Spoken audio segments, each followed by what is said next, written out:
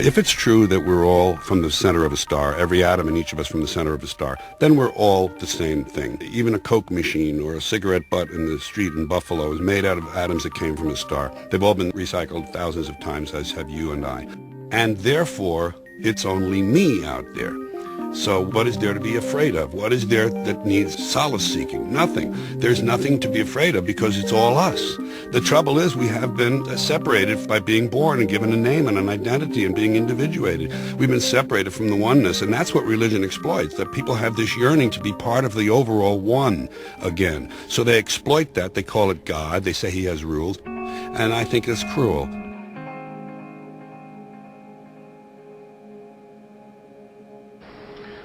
But the real bottom line here is we're all spirit. We contain a soul. That soul is a part of all that is. And that soul has been really trying to be recognized in each of us. And it hasn't been because of the material and the belief systems that we have evolving around us being earth people, about being physical, and about the real truths of our essence, of our existence, of who we are, having been blinded from us, from our spiritual teachings, from the religions, and us being convinced that we're something that we're not, that we're physical, that we're animal form, and we're not. We're spirit. Our spirit animates these physical forms, period.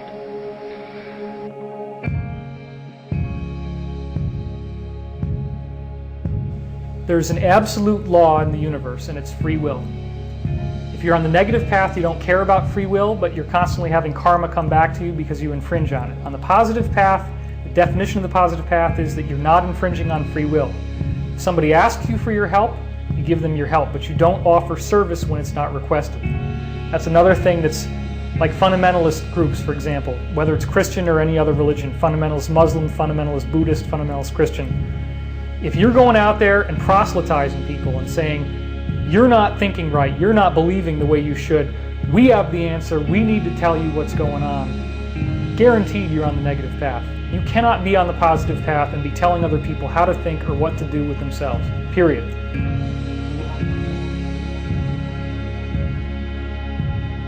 To hold us in mind, they have to sell us something to rigidly believe in. So religions, brilliant example of rigid belief. And what is it? Once you rigidly believe something, you then call it a name. What are you? You don't say, I'm consciousness. How many people say, hello, who are you? I'm consciousness. Oh, so am I. Nice to meet you.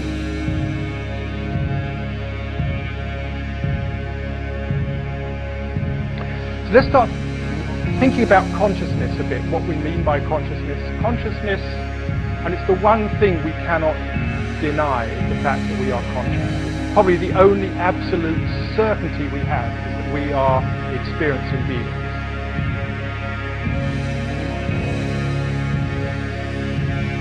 You are currently focused in a time-space reality, but that implies that we also, from our non-physical perspective, are focused in a time-space reality, and we are not.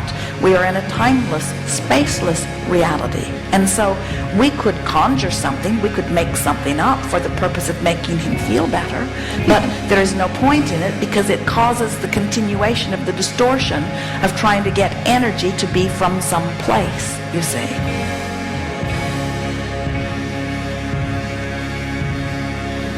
Three simple, elegant tools that will help you to communicate to everyone whose life you touch the truth and the ultimate reality about which we've been speaking tonight.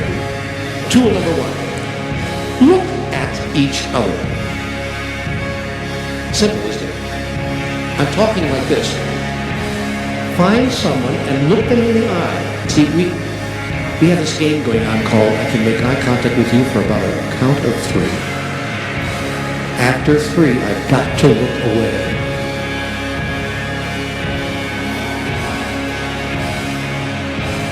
They do not want you to think too much. That is why our country and our world has become so proliferated with entertainments, mass media, television shows, amusement parks, drugs, alcohol, and every kind of entertainment to keep the human mind entertained, so that you don't get in the way of important people by doing too much thinking. You had better wake up and understand that there are people who are guiding your life and you don't even know it.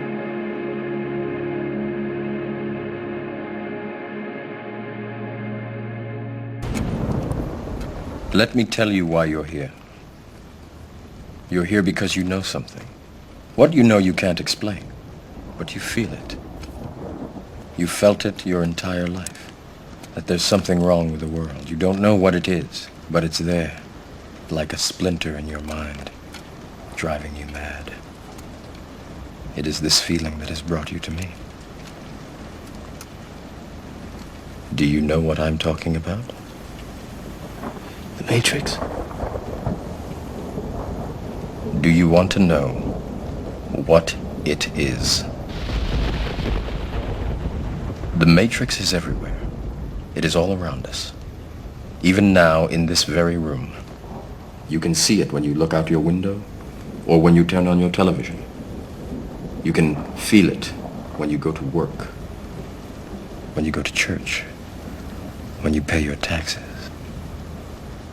It is the world that has been pulled over your eyes to blind you from the truth. What truth? That you are a slave, Neo. Like everyone else, you were born into bondage, born into a prison that you cannot smell or taste or touch. A prison for your mind.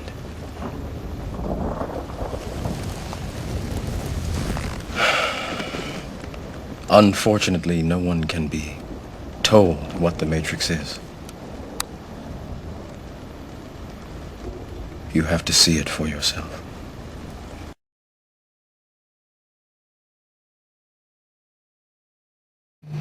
Now this is something I want you to understand, and you need to listen carefully because this is profoundly important. Most people have never heard this and don't even understand what I'm trying to say. So try and follow what I'm going to tell you. There are two kinds of law on the earth, as I've said. One is called civil law, which is the law of the land, and one is called maritime admiralty, which is called the law of water. Maritime admiralty is banking law. And the law on the maritime admiralty says that you, because you came out of your mother's water, are a maritime admiralty product. This is why the ship is sitting in its berth and it's tied to the dock, and the captain has to give a certificate of manifest to the port authorities because money is changing hands. This is why when you were born, you have to have a birth certificate. It's got to be signed by the dock because that's where the ship is tied to, is the dock. So the dock signs your birth certificate. Why? Because you came down out of your mother's water. You came down her birth canal. You are a maritime admiralty product.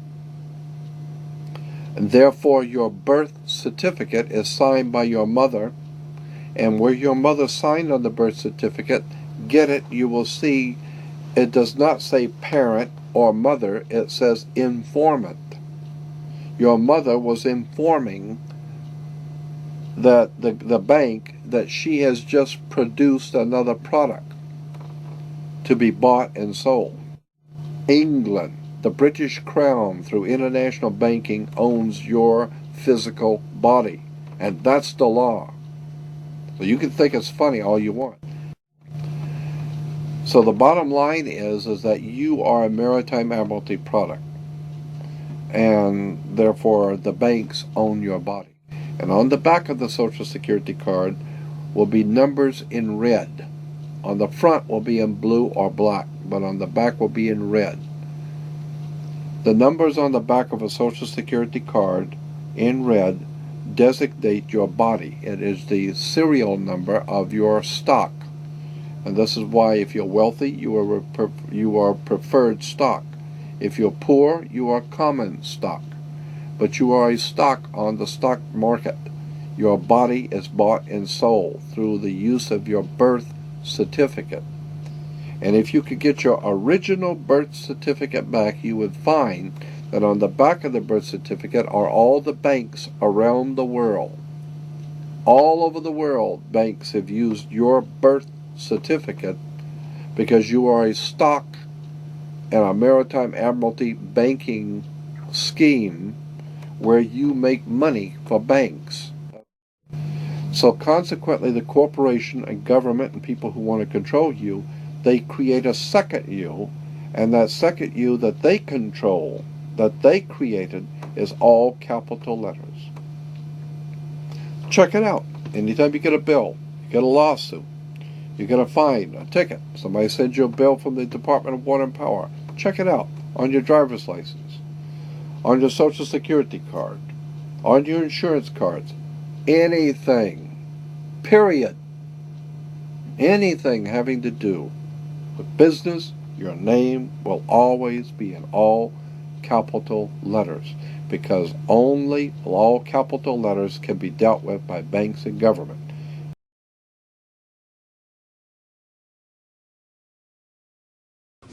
Right, this is the document. This is unbelievable. Right, this is, you've all seen this, yeah? You know what this is, yeah? Birth certificate. Right. You get a certified copy, you do not get the original, because that goes somewhere else. This up here, when you actually look at this, you look at this, and you get your own. When you get home, or you get your kids, whatever, get this document and look at it, because it's phenomenal what they've done. The name of the person's being created in capitalised surname. See the surnames in capitals, okay? It's a fiction. This is being created. That fiction is going to be created there. But what they need is, they need another fiction to do it. They have to have a fiction there to do this, who is the informant. You actually inform on your own children. Do you know that? You inform on them. It's brilliant, isn't it? Eh? And your qualification is, you're one of their parents. Mad, mad. And it's capitalised, it's all capitalised. And it is absolutely true. Look at your birth certificate, informant, the qualification needed, and it will say needed, and you inform because you are the father or the mother. What you don't know is that at the bottom there is a declaration. Now, a declaration is in common law. A declaration is a sworn oath of a man or a woman. And there's a reason that's on the bottom. Because without that man or woman being present, the fictitious mother or father isn't present. Now you're seeing that the person is attached to the human being. But to do this, they need the human being to be there. That's why there's a declaration at the bottom of it. And this, it says it quite simply. You have to be present to represent the person needed to create the new person's legal personality. I know it's a tongue, believe me, it's mind-boggling, but it really is. This is what we found. And it all makes sense. That's the point. This is we have very powerful tools on our side called the Bill of Rights and the Constitution. These documents state that no government can deprive us of our natural rights. So how is it happening? You must understand that the elite group controlling our government, our educational system, agriculture, and media are also in control of our free enterprise. Free enterprise is our economic system or our means of production, privately owned and operated for personal benefit. Free enterprise cannot legally be taxed unless it volunteers itself. The reason why income tax seems inescapable is because most every job on the planet requires you to sign a number of documents with fancy wording stating that you are agreeing to be a representative of a corporation or entity. What all of this means is simply that when you sign working papers, which are required by pretty much every employer that you apply to, you are waiving your rights as a natural person protected under the Constitution and agreeing to represent an artificial person that is not protected under the Constitution. It's difficult to avoid because if you do not sign the document waiving your rights, you won't get the job. So why does every employer voluntarily pay taxes, which leads to the requirement of those documents? because without doing so, the business loses all state and federal benefits provided to private or commercial business. And furthermore, most people simply accept the mistruth that income tax is required by law without investigating it. When your name is presented on a document with the first letter of your first and last name capitalized, it represents capitis diminutia minima, which occurs when a man's family relations alone were changed. It's a minimal loss of rights. When your last name appears in capital letters, it represents capitis diminutia media, which occurs when a man loses his rights of citizenship but not his rights to liberty. This means you can be fined and penalized but not enslaved or imprisoned. But when your entire name is capitalized on any document, it represents capitis diminutia maxima, which states that a man's condition changes from freedom to bondage. All rights of citizenship and family rights are surrendered. This means you can be fined, imprisoned, and enslaved in any amount for any duration at the whim of the state's suggestion. But it is important to note that if you do not legally bind yourself to these documents stating that you waive your rights and represent a corporation, you do not have to attend any court.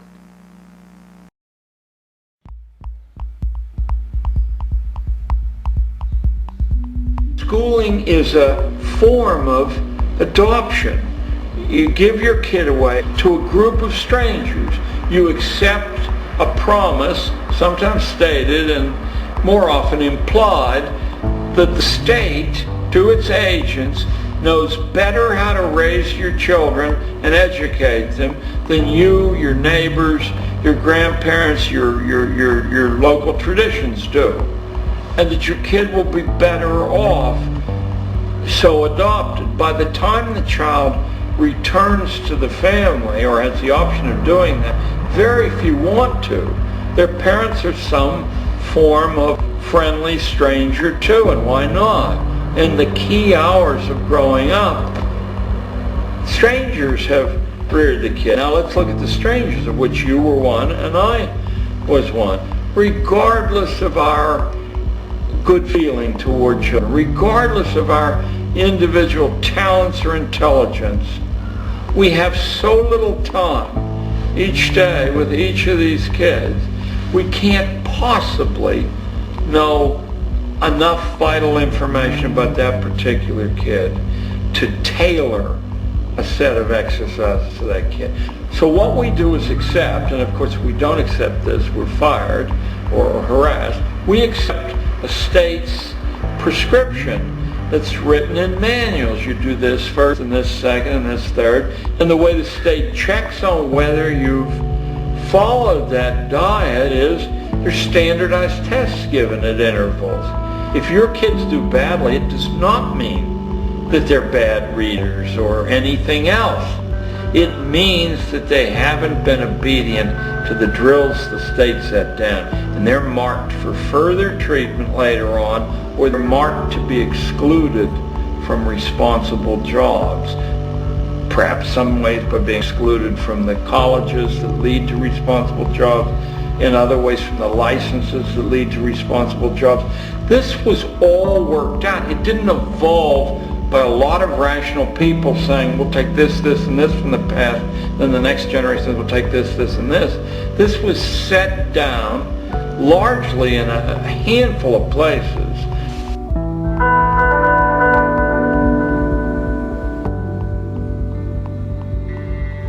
If students go to school in an atmosphere in which school officials get to control what they read, what they say, and what they can put in their school newspaper, they're going to grow up thinking, well, gee, that's the way it is.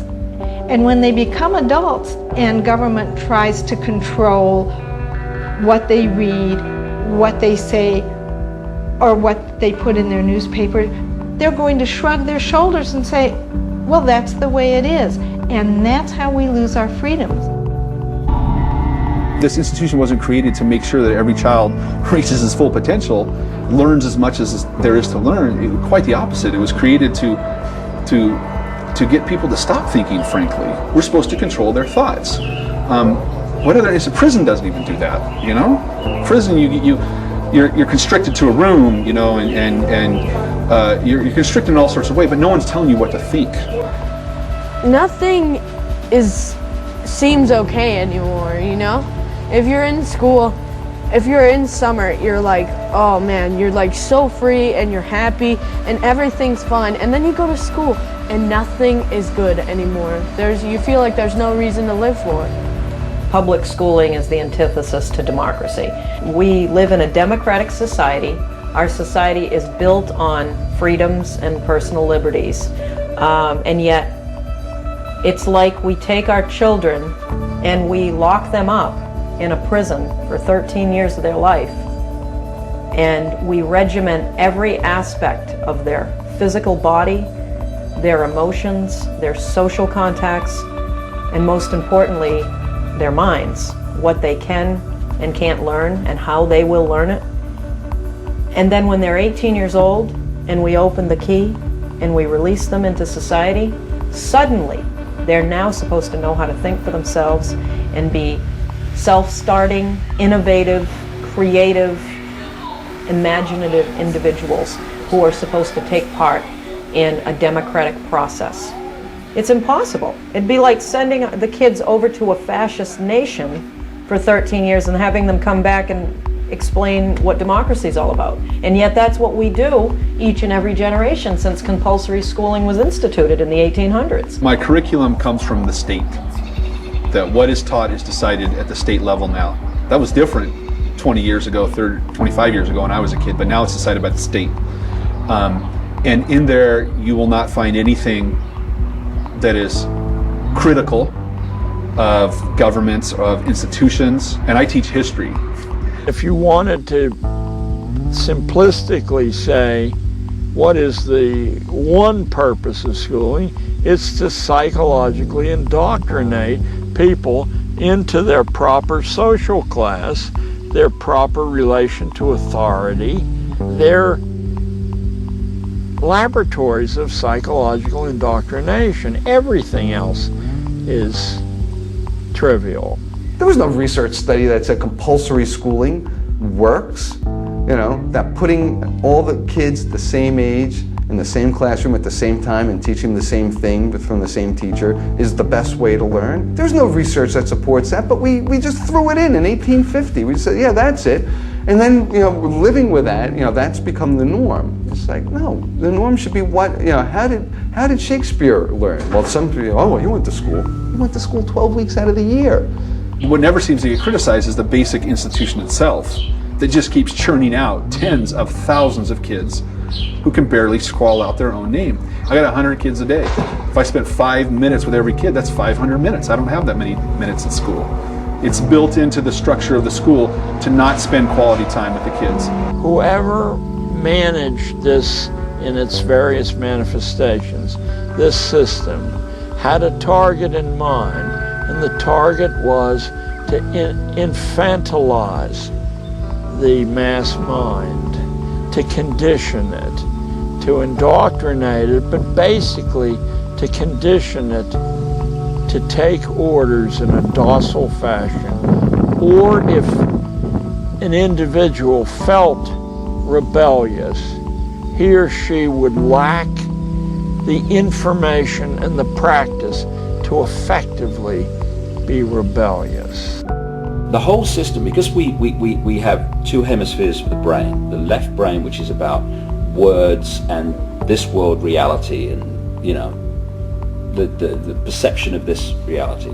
We have the right brain, which is where you get creativity, inspiration, and connection, and then you've got this corpus callosum, which connects the two. First of all, we use a fraction of our brains. Why is that?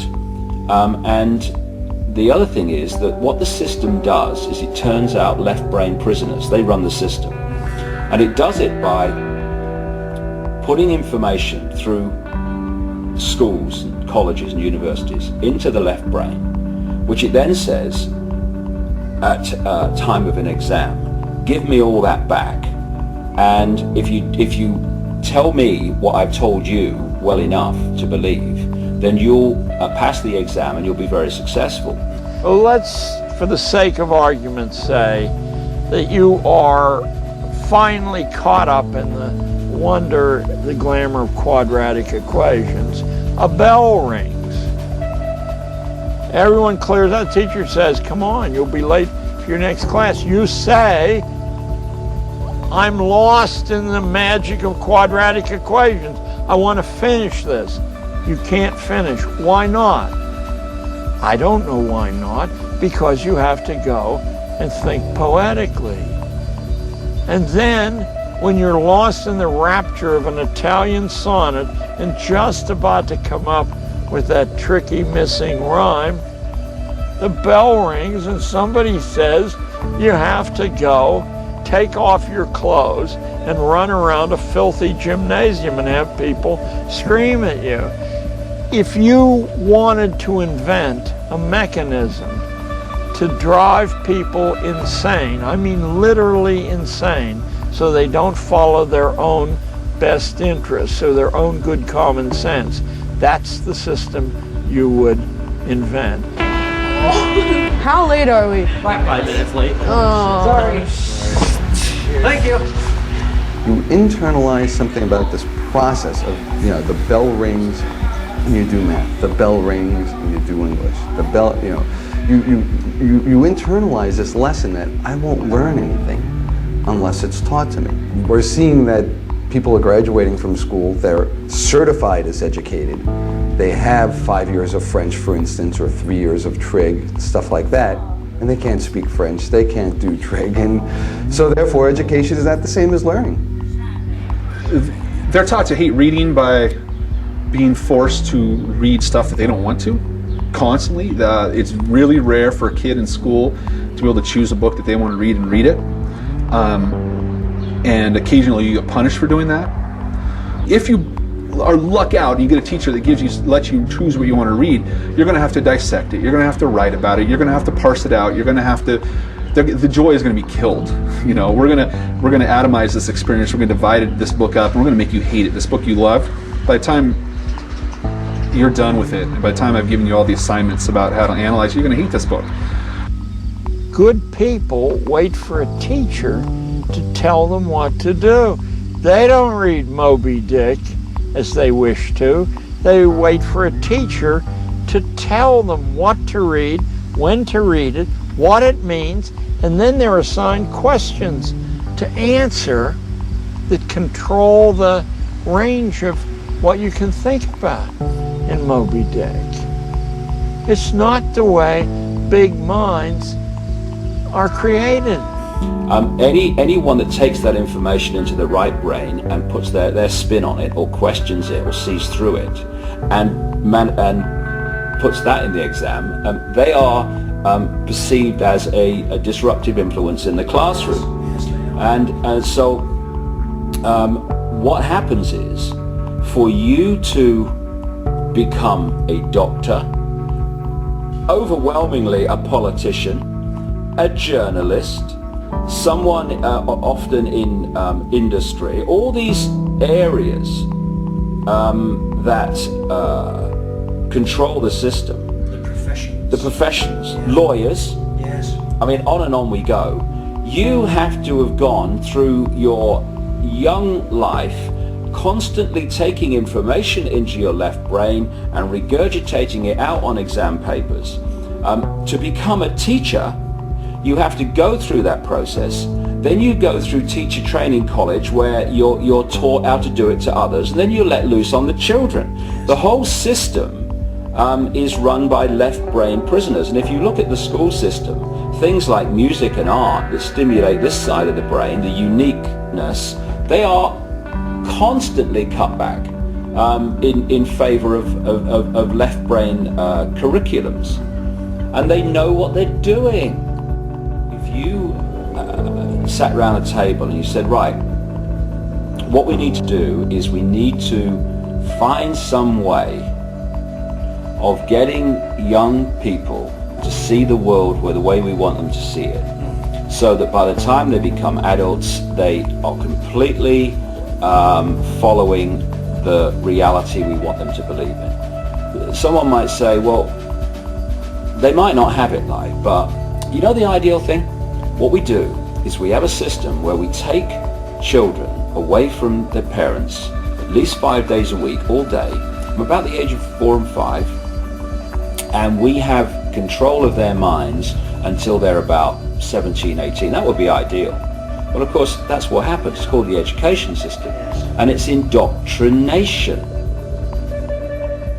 You might want to ask yourself why the entire culture is utterly saturated with mass media entertainment from all sides, while the educational system in America continues its stupefying downward slide since the U.S. government decided to take over and subsidize the public school system. What your government pays for, it gets. When we understand that, then we look at government-financed institutions of education and see the kind of students and the kind of education that's being turned out by these government-financed schools. Logic will tell you that if what is being turned out in those schools was not in accord with what the state and the federal government wanted, then it would change it. The bottom line is that the government is getting what they have ordered. They do not want your children to be educated.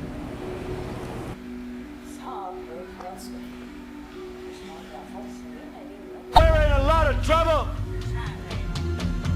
because you people and 62 million other Americans are listening to me right now, because less than 3% of you people read books. Because less than 15% of you read newspapers. Because the only truth you know is what you get over this tube. Right now, there is an entire generation that never knew anything that didn't come out of this tube. This tube is the gospel, the ultimate revelation.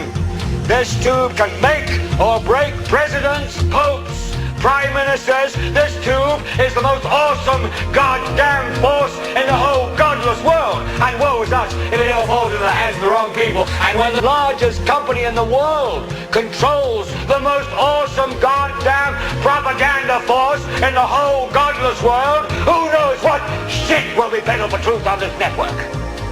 So you listen to me. Listen to me. Television is not the truth. Television is a goddamn amusement park. Television is a circus, a carnival, a traveling troupe of acrobats, storytellers, dancers, singers, jugglers, sideshow freaks, lion tamers, and football players. We're in the boredom-killing business.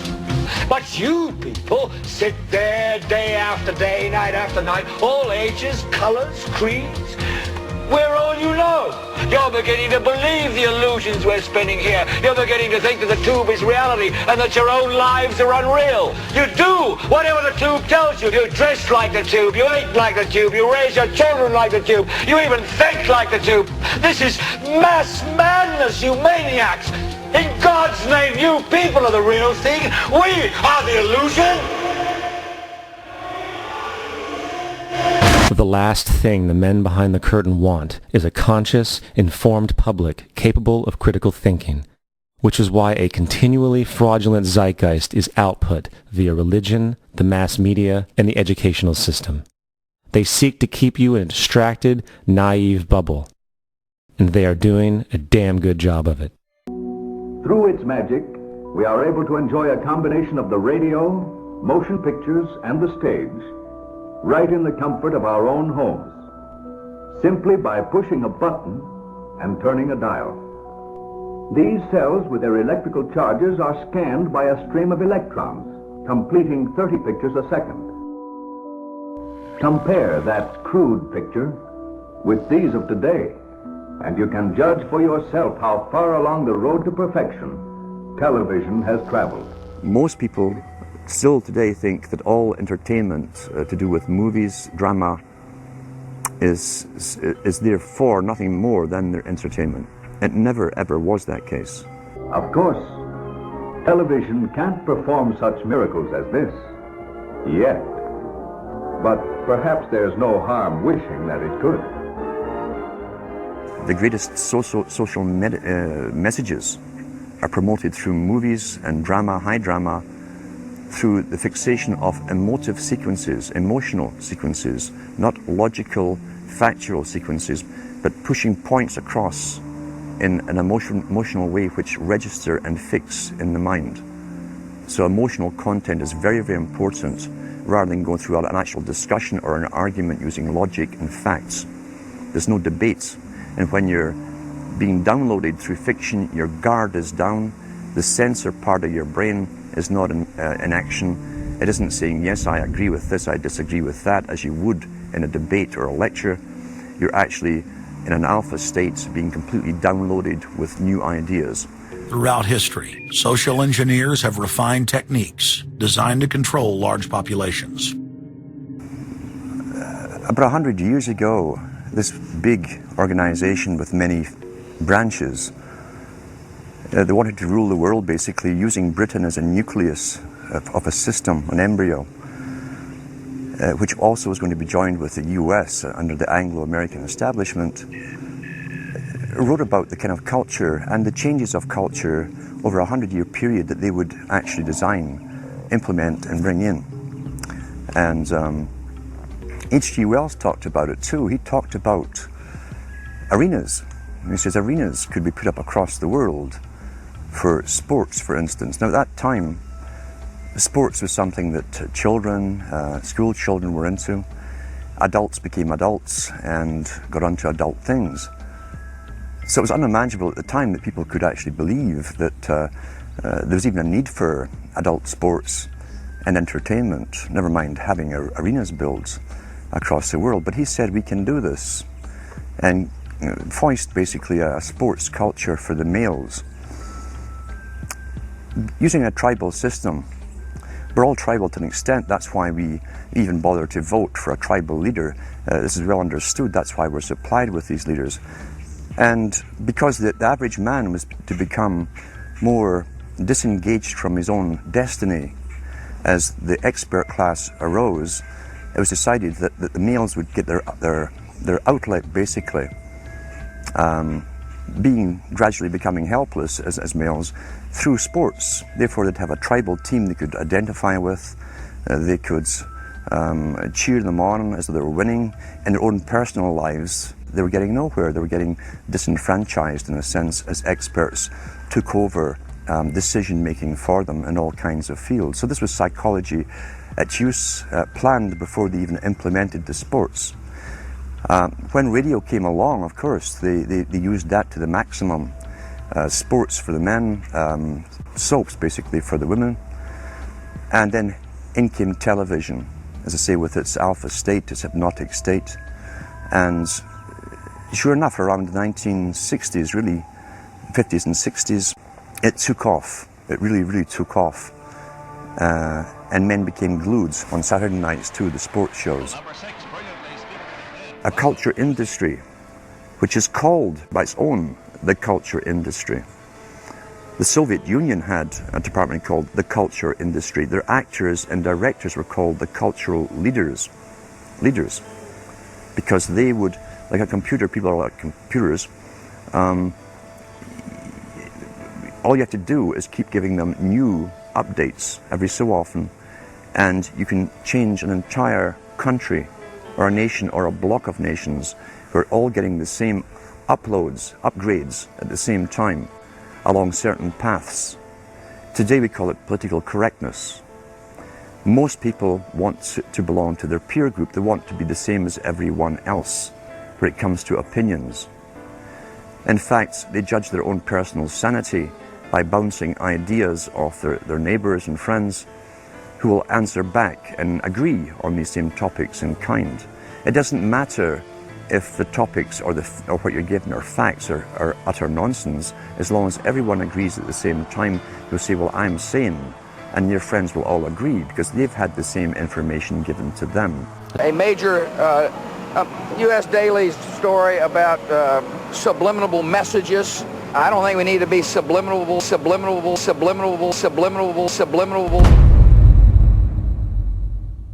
Television is a massive mass hypnotist to the global mind. And what happens is it is implanting a belief in reality by the minute, and then once we take on that belief implanted, when information enters the eyes, we edit it on the basis of that belief. And so what the global population is subjected to, suffering from, is actually literally mass hypnosis. And when we talk about people who kind of start to see things and see the manipulation they couldn't see before, what do we say about them? What do they say about themselves? They say, I woke up. Exactly what they've done. When people start to go, hey, I can see it now, it's like someone has gone along, like the hypnotist, and clicked their fingers, and it's like, oh, I can see it now. Mass hypnosis. And that is the greatest hypnotist on the planet, and that's the basis of why it was created. A 49-year-old unidentified man went berserk last night. Where does she get her view of the world? Shotgun. 14 people are dead, including 3 Who will be her children. role models? What values will she have? Whose child is she? Yours or the network's?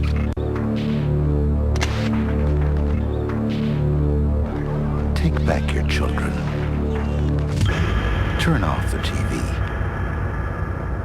And when you start to research the subliminals in advertising and television, what staggers you is not what they do and what's there, but the scale of it. I mean, it's like our consciousness is being hit by an explosion of this stuff. Because you see, this is another interesting point.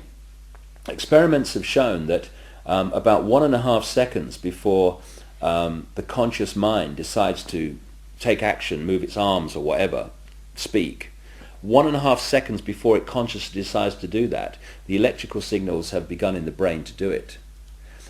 For me, the conscious level is the experiencer and observer of reality, but the subconscious is the creator of it, the generator of it. And this is why the Illuminati want the subconscious mind through subliminals. What does subliminal mean? It means below threshold. It's below the threshold the conscious mind picks up, but the subconscious mind picks everything up like a sponge. And therefore they are planting these thoughts into the subconscious, which then filter down into the conscious, and we think we're having our own thoughts, when actually they're implanted thoughts done at a subliminal level. Rats were caught in the sewers a week ago. Now they're stopped. When the plastic door is raised up, the rats will shoot out like bullets. It was a common punishment in Imperial China. Julia, not me! Julia! You pick up the New York Times or you turn on CNN and you get your soma. You get your daily drug, which tells you, no, everything's fine. It's business as usual.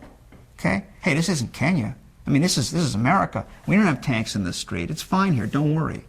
So it's a drug whose high is an illusion of normalcy. You see?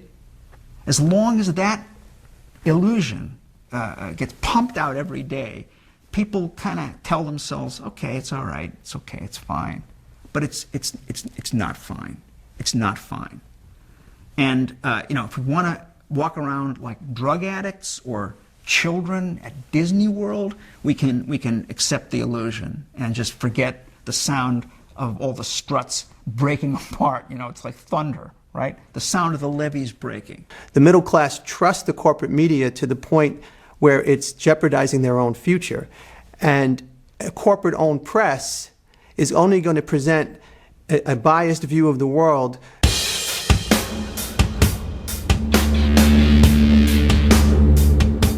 The real revolutionary breakthrough of Fox has been, it's eliminated journalism. I mean, that's the thing to understand. What Fox News Channel has done is it's stripped out any notion of journalism as we've traditionally understood it from its product. There is no journalism at the Fox News Channel. Quiet! The person cut his mic. Listen, Chad, stop. Chad, I'm going to test if you're an honest individual. All right. Bodies I'm sorry to cut you off. I know we're in some controversial stuff here, but my religion didn't teach me that. But thank you very much for being here. It's a right-wing network, and you don't want to hear this stuff. You want to do. Not about the kid. It's about you, Jamie. Let's go. Okay. Thank you, Jamie. About me, I'm doing. Yes. Good night. Thank you, Jamie. Thank you. Don't take your cheap little pathetic shot. I am telling you that that's what you're taking cheap little pathetic shots. Just giving his record. To tell you what the truth is. No, you're misrepresenting his record. I'm telling the truth, sir. That's the truth about his record. I understand what your position is not correct. I'd like to hear one single... you're on satellite radio, because you can't get on regular radio. Paula Evans, Winston-Salem, North Carolina. Bill, if you are so concerned about public figures being bad role models for children, please stop rudely interrupting your guests and telling them to shut up. Well, the shut up line has happened only once in 6 years, Miss Evans. Well, you know, I think that asking a student to stay in the closet in order to go to school is a lot like asking an African-American student to... Want to know what I was doing? Shut up. Please don't tell me to shut up. As respect, why did you have to tell him you were an atheist if you didn't have any trouble reading the oath? Why didn't you just shut up? What Jimmy Carter should do is privately give Mr. Bush his opinion and shut up publicly. That would be best for the country. And it is our duty as loyal Americans to shut up once the fighting begins. Once the war against Saddam begins, we expect every American to support our military, and if they can't do that, to shut up. 90% of the top cable channels are owned by the same giants that own the TV networks and the cable systems. More channels are great, but when they're all owned by the same people, cable doesn't advance localism, editorial diversity, and competition. And those who believe the internet alone will save us from this fate should realize that the dominating internet news sources are controlled by the same media giants who control radio, TV, newspapers, and cable. You know, it's wild. You never see a positive drug story on the news, do you? You ever seen one? Isn't that weird? Don't you think that's strange? I mean, the news is supposed to be objective. Isn't it supposed to be the news? But every drug story is negative? Well, hold it.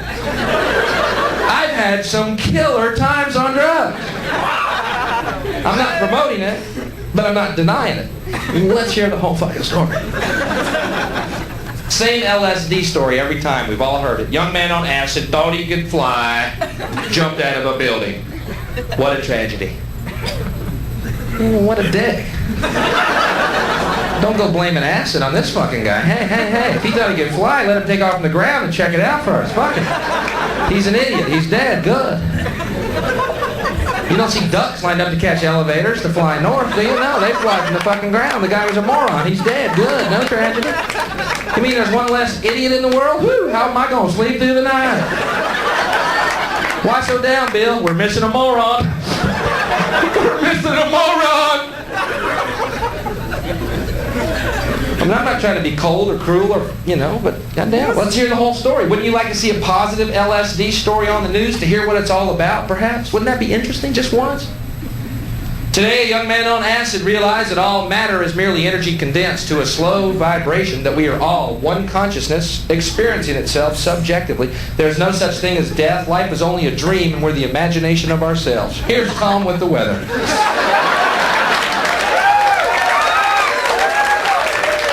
Wow. Did you see the news? Something about how we're God's perfect and holy thoughts, and we live in His mind, and there's no reason to suffer or lack, ever. And I'm sad because I know that it's hard for people like that to take an interest, a serious interest in world affairs, to take a serious interest in what their elected officials are doing. And they're not going to be really inclined to study or discover the deception that's being used against them. And so I'm sad because I see all of that in a flash in my mind as being an indication of how easy it is for the masses to be manipulated. The human mind is like a computer. No matter how efficient it may be, its reliability is only as great as the information fed into it. If it is possible to control the inputs of the human mind, then no matter how intelligent a person may be, it's entirely possible to program what he will think. And yes, it's even possible to program people to laugh at the mere mention of the word conspiracy. Using television as the prime example of how mental programming and mind control works. Television is the most powerful weapon of psychological warfare in history. And yet television, for many people, is a member of the family in the household. Why don't we do this? Why don't we look at all of those options? You know what really bothers me about your position and other positions? There's a movie called Loose Change that asserts hundreds, if not thousands, of Americans colluded to kill their fellow citizens on 9/11. That Al-Qaeda didn't attack us. We essentially attacked ourselves. This fairy tale ranks up there with the Holocaust deniers on the vicious scale. We are living in a virtual reality. We're living in a totally controlled environment, an environment that has been created by mass media. Now, many people, especially young people, accept unquestioningly the reality that is presented by the media. Popular culture, movies, television, music, carry messages about how society works and how people should behave. The ultimate control is to control people without their conscious awareness. Again, television is a prime example. Think back to whenever you have observed young children or older adults sitting, watching television. They have this glassy-eyed, vacant look in their eyes because they are in a trance state, in a hypnotic state of mind. Now, as Charlie Sheen ranting like a lunatic about the September 11th attacks, now word comes that Sheen will be narrating a new film about 9/11 conspiracy theories. Joining us now, nationally syndicated radio talk show host Mike. The first order of business for a propagandist or an advertiser is to create the circumstances that will induce a state of mind that is favorable to the reception of their message. And that state of mind is the hypnotic state of mind, making television extremely important in this whole process of creating a unified mindset among the entire population. Have you ever bought something and then later on wondered why did you buy it? Well, that's a common everyday illustration of being triggered to make a purchase based on a conditioned response that has been built into us to have a preference for a particular product.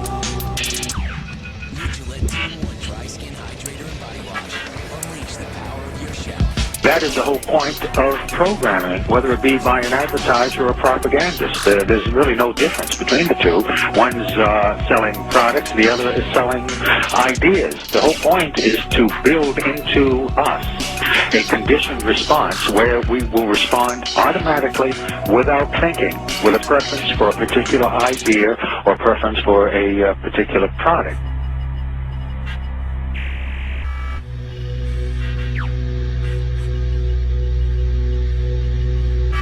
If you think about it, whenever you hear news broadcasters speak, you realize that their speech pattern is similar to the pattern speech of a hypnotist. The news broadcaster looks directly into the camera and into the eyes of the viewer, another hypnotic technique. Terror experts are working around the clock to head off any new attempt to attack America. And they're concerned that in the not-so-distant future, terrorists could easily blend in with the U.S. population. Bob Orr now on Al-Qaeda's latest tactics. U.S. officials are increasingly worried that the next attack on America could be carried out by Americans trained in terror. Report that will be released here in Washington tomorrow. It concludes that homegrown terrorism is on the rise in this country, and one of the most significant contributing factors remains the internet. We have to realize that dominant media is controlled, is bought and paid for by the elite, and is selling us pure propaganda.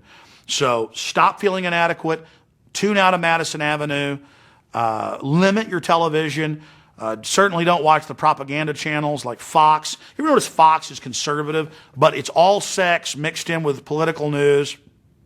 On every Fox TV program, the men are these moron dullards who take the orders of the women. They're pathetic. The family's falling apart. It's cute. It's funny. The cool guy who gets all the women is the idiot. So young guys go out and act like idiots, because we're social animals, thinking that's how you get the girl, because all the sitcoms said it, but really the women don't want that. See, I mean, they're experts. They know our mammal psychology. They know our basic drives. They've had it figured out for hundreds of years. And now with television and these mass media, they're just able to punch all the buttons and completely control it. What's happening is we are being hypnotized from cradle to grave in the same way that that guy does it by people like this. Newsreaders, politicians, teachers, lecturers, parents who've taken on the program and want to pass it on to the next generation, not out of malevolence, out of thinking they're doing the right thing by their children. We're being programmed to see the world in a certain way. And when we take on the belief that is being constantly implanted, we will have the experienced reality to fit the belief. We're being hypnotized. The greatest hypnotist on planet Earth is an oblong box in the corner of the room. It is constantly telling us what to believe is real.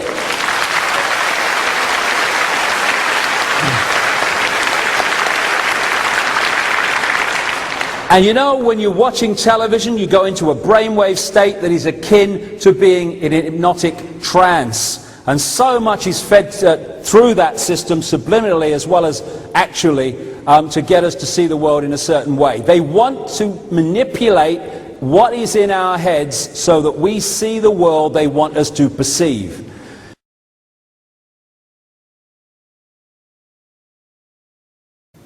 And in fact, our symbol for money, the American dollar bill, the symbol is this: two parallel lines vertically piercing the letter S. But in fact, that is a very ancient symbol. Here in a table of ancient symbols, we find the dollar sign, or what looks like the dollar sign, but that sign was originally known as a scourge. Now, if you look up the word scourge in a dictionary, it will tell you that it is a whip, or a bond, or a lash for brutalizing and keeping people in order, for keeping slaves in order. The scourge of the worlds.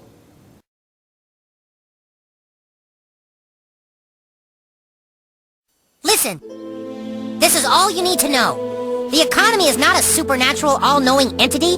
The economy is just an idea made up by people thousands of years ago.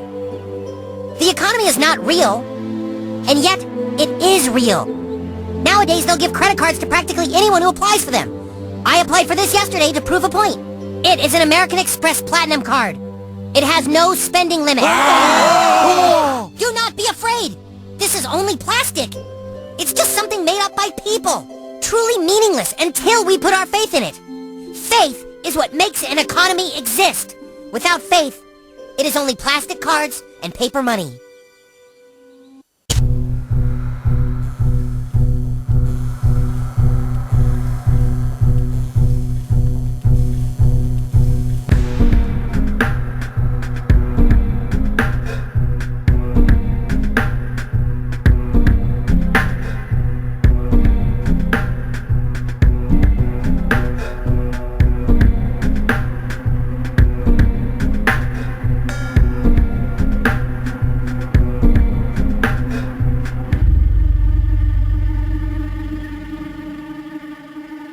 Society today is composed of a series of institutions. From political institutions, legal institutions, religious institutions, to institutions of social class, familial values, and occupational specialization. It is obvious the profound influence these traditionalized structures have in shaping our understandings and perspectives. Yet, of all the social institutions we are born into, directed by, and conditioned upon, there seems to be no system as taken for granted and misunderstood as the monetary system. Taking on nearly religious proportions, the established monetary institution exists as one of the most unquestioned forms of faith there is. How money is created, the policies by which it is governed, and how it truly affects society are unregistered interests of the great majority of the population.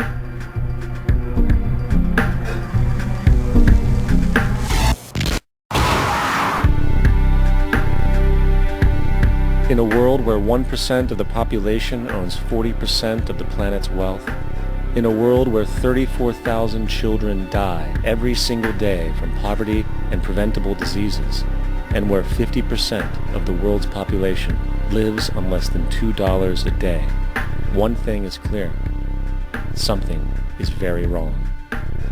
And whether we are aware of it or not, the lifeblood of all of our established institutions, and thus society itself, is money.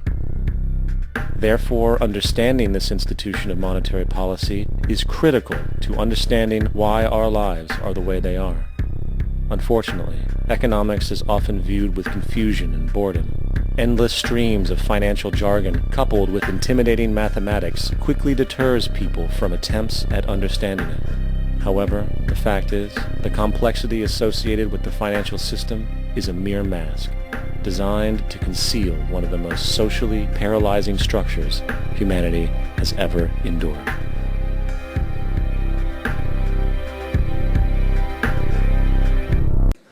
Only a nation of unenlightened half-wits could have taken this beautiful place and turned it into what it is today, a shopping mall.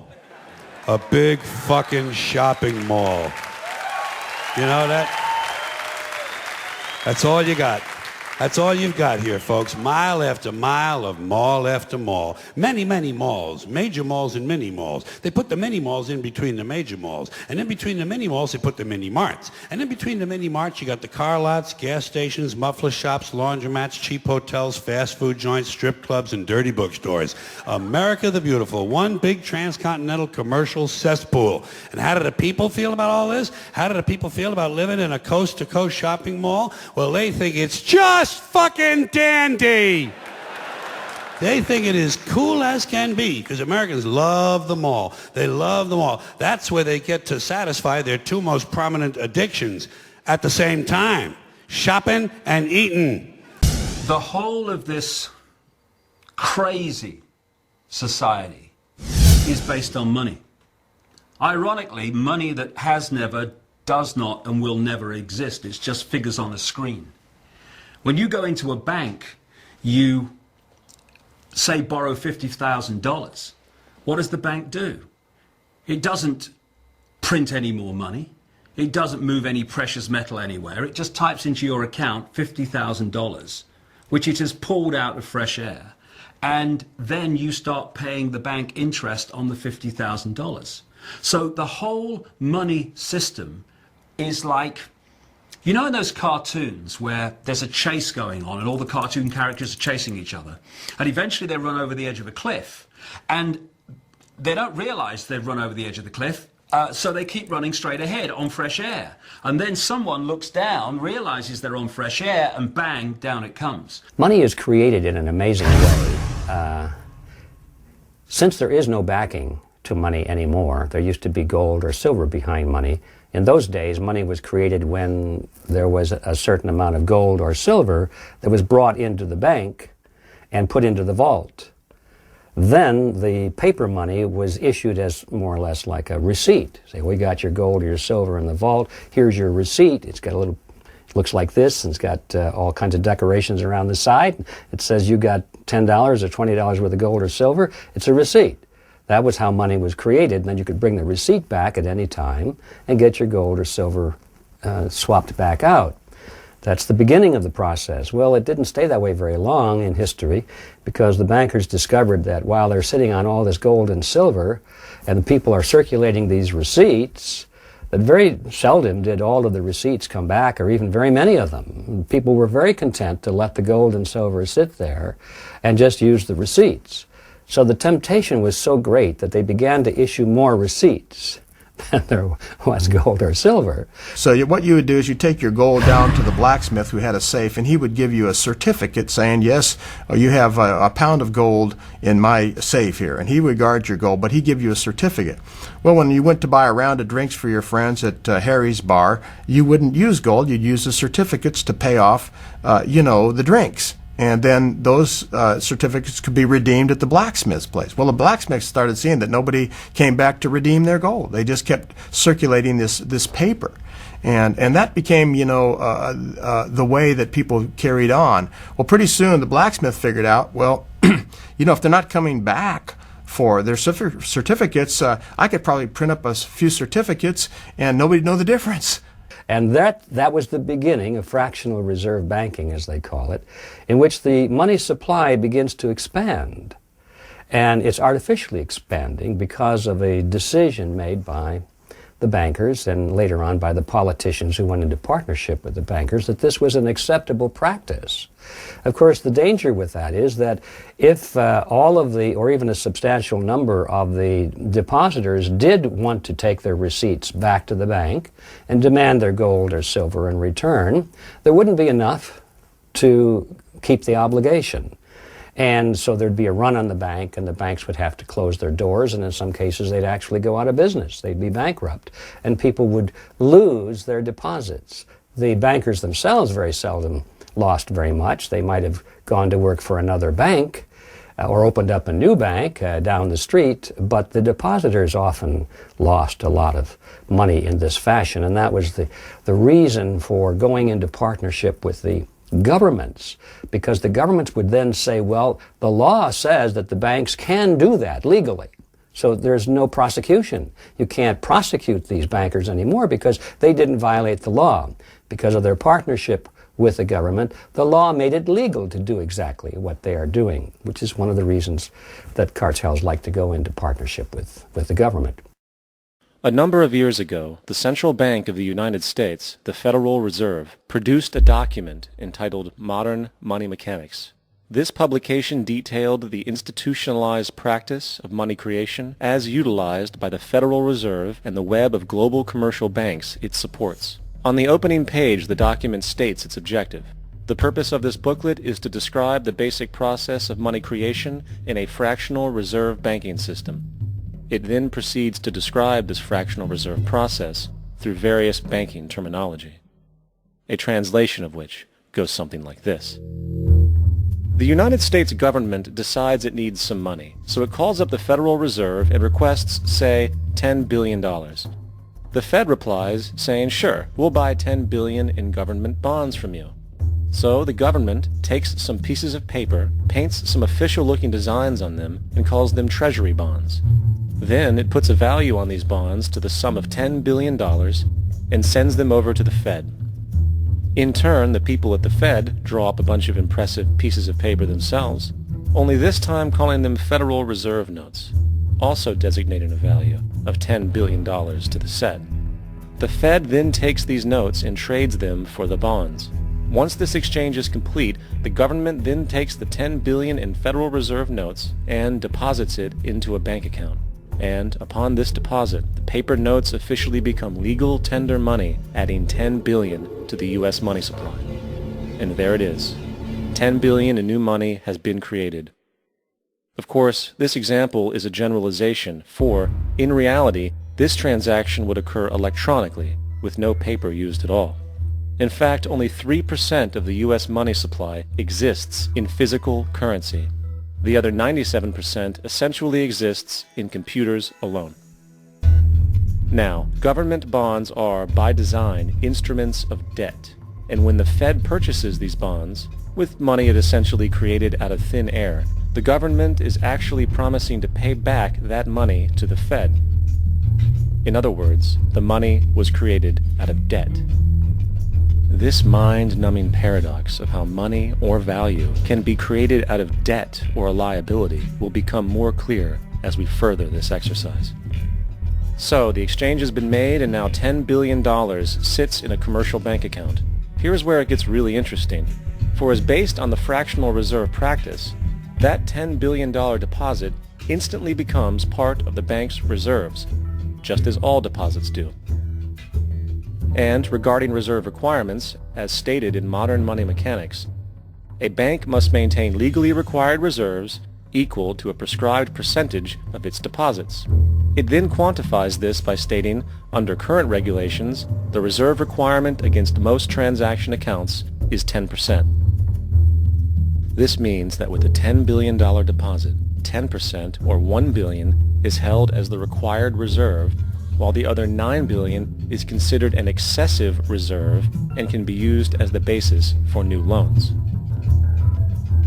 Now, it is logical to assume that this $9 billion is literally coming out of the existing $10 billion deposit.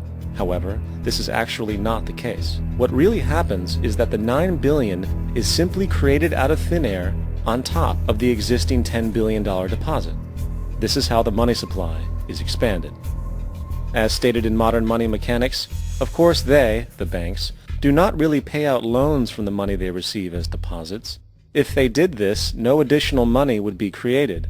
What they do when they make loans is to accept promissory notes, loan contracts, in exchange for credits, money, to the borrower's transaction accounts. In other words, the $9 billion can be created out of nothing simply because there is a demand for such a loan and that there is a $10 billion deposit to satisfy the reserve requirements.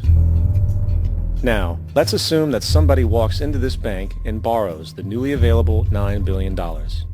They will then most likely take that money and deposit it into their own bank account. The process then repeats, for that deposit becomes part of the bank's reserves. 10% is isolated, and in turn 90% of the $9 billion, or $8.1 billion, is now available as newly created money for more loans. And, of course, that 8.1 can be loaned out and redeposited, creating an additional 7.2 billion to 6.5 billion to 5.9 billion, etc.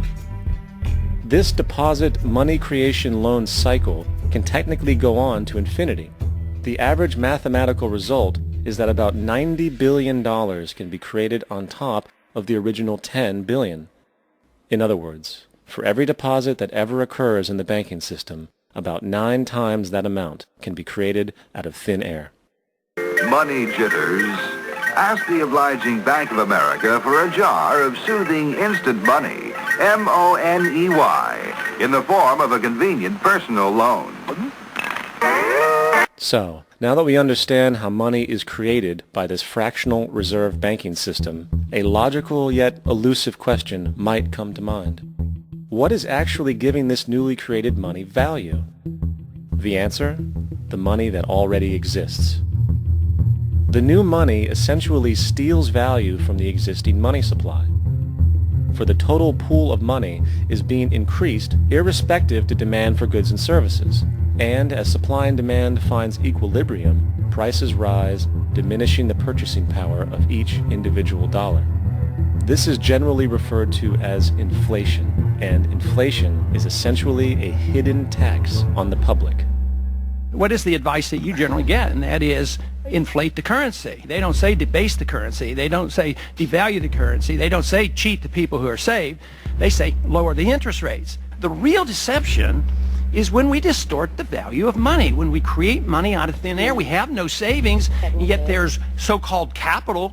So my question boils down to this: how in the world can we expect to solve the problems of inflation, that is, the increase in the supply of money, with more inflation? Of course, it can't. The fractional reserve system of monetary expansion is inherently inflationary. For the act of expanding the money supply without there being a proportional expansion of goods and services in the economy will always debase a currency. In fact, a quick glance at the historical values of the US dollar versus the money supply reflects this point definitively, for the inverse relationship is obvious. $1 in 1913 required $21.60 in 2007 to match value. That is a 96% devaluation since the Federal Reserve came into existence. Now, if this reality of inherent and perpetual inflation seems absurd and economically self-defeating, hold that thought, for absurdity is an understatement in regard to how our financial system really operates. For in our financial system, money is debt. And debt is money. Here is a chart of the U.S. money supply from 1950 to 2006. Here is a chart of the U.S. national debt for the same period. How interesting it is that the trends are virtually the same. For the more money there is, the more debt there is. The more debt there is, the more money there is. To put it a different way, every single dollar in your wallet is owed to somebody by somebody. For remember, the only way the money can come into existence is from loans. Therefore, if everyone in the country were able to pay off all debts, including the government, there would not be $1 in circulation.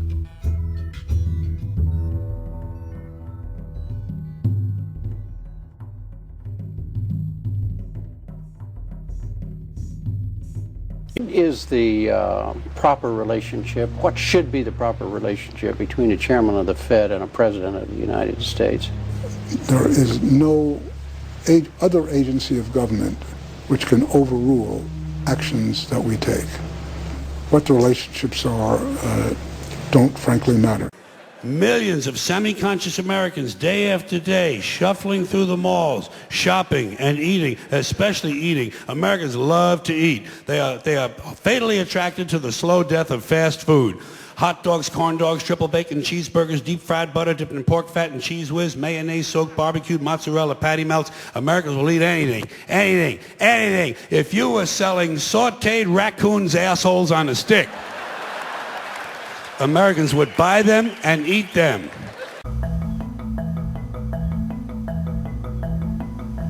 But perhaps the most common is that we will identify a country that has resources our corporations covet, like oil, and then arrange a huge loan to that country from the World Bank or one of its sister organizations. But the money never actually goes to the country. Instead, it goes to our big corporations to build infrastructure projects in that country, power plants, industrial parks, ports, things that benefit a few rich people in that country, in addition to our corporations, but really don't help the majority of the people at all. However, those people, the whole country is left holding a huge debt. It's such a big debt they can't repay it, and that's part of the plan, that they can't repay it. And so at some point, we economic hitmen go back to them and say, listen, you lost a lot of money, can't pay your debt, so sell your oil real cheap to our oil companies. Allow us to build a military base in your country, or send troops in support of ours to someplace in the world like Iraq, or vote with us on the next UN vote. Ecuador for many, many years had been ruled by pro-U.S. dictators, often relatively brutal. Then it was decided that they were going to have a truly democratic election. Jaime Roldos ran for office, and his main goal, he said, as president would be to make sure that Ecuador's resources were used to help the people. And he won, overwhelming, by more votes than anybody had ever won anything in Ecuador. And he began to implement these policies to make sure that the profits from oil went to help the people. Well, we didn't like that in the United States. I was sent down as one of several economic hitmen to change Roldos, to corrupt him, to bring him around, to let him know, okay, you can get very rich, you and your family, if you play our game, but if you continue to try to keep these policies you've promised, you're going to go. He wouldn't listen. He was assassinated. As soon as the plane crashed, the whole area was cordoned off. The only people allowed in were U.S. military from a nearby base and some of the Ecuadorian military. When an investigation was launched, two of the key witnesses died in car accidents before they had a chance to testify. A lot of very, very strange things that went on around the assassination of Jaime Roldos. I, like most people who've really looked at this case, have absolutely no doubt that it was an assassination. And of course, in my position as an economic hitman, I was always expecting something to happen to Jaime, whether it be a coup or assassination, I wasn't sure, but that he would be taken down because he was not being corrupted. He would not allow himself to be corrupted the way we wanted to corrupt him. Iraq actually is a perfect example of the way the whole system works. So we economic hitmen are the first line of defense. We go in and we try to corrupt governments and get them to accept these huge loans, which we then use as leverage to basically own them. If we fail, as I failed in Panama with Omar Torrijos and in Ecuador with Jaime Roldos, men who refuse to be corrupted, then the second line of defense is we send in the jackals. And the jackals either overthrow governments or they assassinate. And once that happens and a new government comes in, and boy, it's going to toe the line because the new president knows what will happen if he doesn't. In the case of Iraq, both of those things failed. Economic hitmen were not able to get through to Saddam Hussein. We tried very hard. We tried to get him to accept a deal very similar to what the House of Saud had accepted in Saudi Arabia, but he wouldn't accept it. And so the jackals went in to take him out. They couldn't do it. His security was very good. After all, he had one time worked for the CIA. He'd been hired to assassinate a former president of Iraq and failed, but he knew the system. So in '91, we send in the troops and we take out the Iraqi military. So we assume at that point that Saddam Hussein is going to come around. We could have taken him out, of course, at that time, but we didn't want to. He's the kind of strong man we like. He controls his people. We thought he could control the Kurds and keep the Iranians in their border and keep pumping oil for us. And then once we took out his military, now he's going to come around. So the economic hitmen go back in the 90s without success. If they'd had success, he'd still be running the country. we'd be selling him all the fighter jets he wants and everything else he wants. But they couldn't. They didn't have success. The Jackals couldn't take him out again, so we sent the military in once again, and this time we did the complete job and took him out, and in the process created for ourselves some very, very lucrative construction deals. We had to reconstruct a country that we'd essentially destroyed, which is a pretty good deal if you own construction companies, big ones. So, you know, Iraq shows the three stages. The economic hitmen failed there, the Jackals failed there, and as a final measure, the military goes in. The only true lasting American value that's left, buying things. Buying things. People spending money they don't have on things they don't need. Money they don't have on things they don't need, so they can max out their credit cards and spend the rest of their lives paying 18% interest on something that costs $12.50. And they didn't like it when they got it home anyway. Not too bright, folks. Not too fucking bright. But if you talk to one of them about this, if you isolate one of them, you sit them down rationally, and you talk to them about the low IQs and the dumb behavior and the bad decisions, right away they start talking about education. That's the big answer to everything. Education. They say we need more money for education. We need more books, more teachers, more classrooms, more schools. We need more testing for the kids. And you say to them, well, you know, we've tried all of that, and the kids still can't pass the tests. They say, oh, don't you worry about that. We're going to lower the passing grades. And that's what they do in a lot of these schools now. They lower the passing grades so more kids can pass. More kids pass, the school looks good, everybody's happy, the IQ of the country slips another 2 or 3 points, and pretty soon all you'll need to get into college is a fucking pencil. Got a pencil? Get the fuck in there, it's physics. Then everyone wonders why 17 other countries graduate more scientists than we do. Education. Politicians know that word. They use it on you. Politicians have traditionally hidden behind 3 things: the flag, the Bible, and children. No child left behind. No child left behind. Oh, really? Well, it wasn't long ago you were talking about giving kids a head start. Head start, left behind. Someone's losing fucking ground here. But there's a reason. There's a reason. There's a reason for this. There's a reason education sucks, and it's the same reason that it will never, ever, ever be fixed. It's never going to get any better. Don't look for it. Be happy with what you got. Because the owners of this country don't want that. I'm talking about the real owners now. The big, the wealthy, the real owners, the big wealthy business interests that control things and make all the important decisions. Forget the politicians. They're irrelevant. The politicians are put there to give you the idea that you have freedom of choice. You don't. You have no choice. You have owners. They own you. They own everything. They own all the important land. They own and control the corporations. They've long since bought and paid for the Senate, the Congress, the state houses, the city halls. They got the judges in their back pockets, and they own all the big media news, all the big media companies. So they control just about all of the news and information you get to hear. They got you by the balls. They spend billions of dollars every year lobbying to get what they want. Well, we know what they want. They want more for themselves and less for everybody else. But I'll tell you what they don't want. They don't want a population of citizens capable of critical thinking. They don't want well-informed, well-educated people capable of critical thinking. They're not interested in that. That doesn't help them. That's against their interest. That's right. You know something? They don't want people who are smart enough to sit around the kitchen table and figure out how badly they're getting fucked by a system that threw them overboard 30 fucking years ago. They don't want that. You know what they want? They want obedient workers.